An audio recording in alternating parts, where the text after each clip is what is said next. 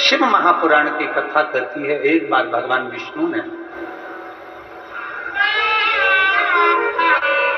जब लक्ष्मी जी अपना गुणगान कर रही थी भगवान विष्णु के सामने, भगवान नारायण के सामने जब लक्ष्मी जी अपना गुणगान कर रही थी,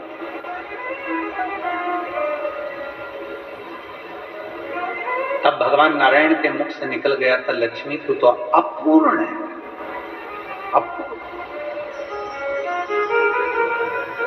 लक्ष्मी जी की आंखों में जल भर गया।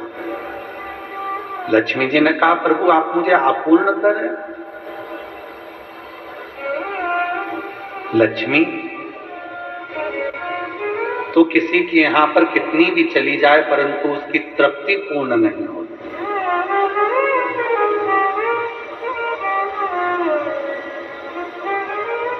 कोई मकान बनाता है तो एक कमरा बनाएगा, दो कमरा बनाएगा, तीन कमरा बनाएगा, चार कमरा बनाएगा।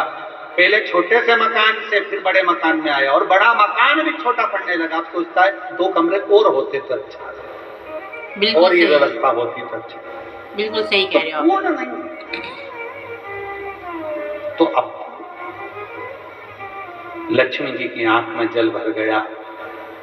आप मुझे अपूर्ण कर रहे हो? हाँ लक्ष्मी, क्योंकि पूर्ण तब होती हो, एक नारी एक स्त्री तब पूर्ण मानी गई है जब उसकी गोद में संतान होती है, उसकी गोदी में ओला पूर्ण। लक्ष्मी जी को कहा कि मैं अपूर्ण, हाँ। आंखों में जल भर गया लक्ष्मी जी के, तो लक्ष्मी जी सरस्वती जी के पास में गए। इसीलिए दीपावली पर माता सरस्वती की पूजन भी लक्ष्मी के साथ है। माता सरस्वती जी ने पूछा, लक्ष्मी क्यों रो रही है? क्या हो गया जो इतना रो रही हो? आंख में आंसू भरा है तुम्हारा, जल बह रहा है तुम्हारी आंखों से, हुआ क्या है? क्या हुआ तुमको? काहे के लिए रो रही हो?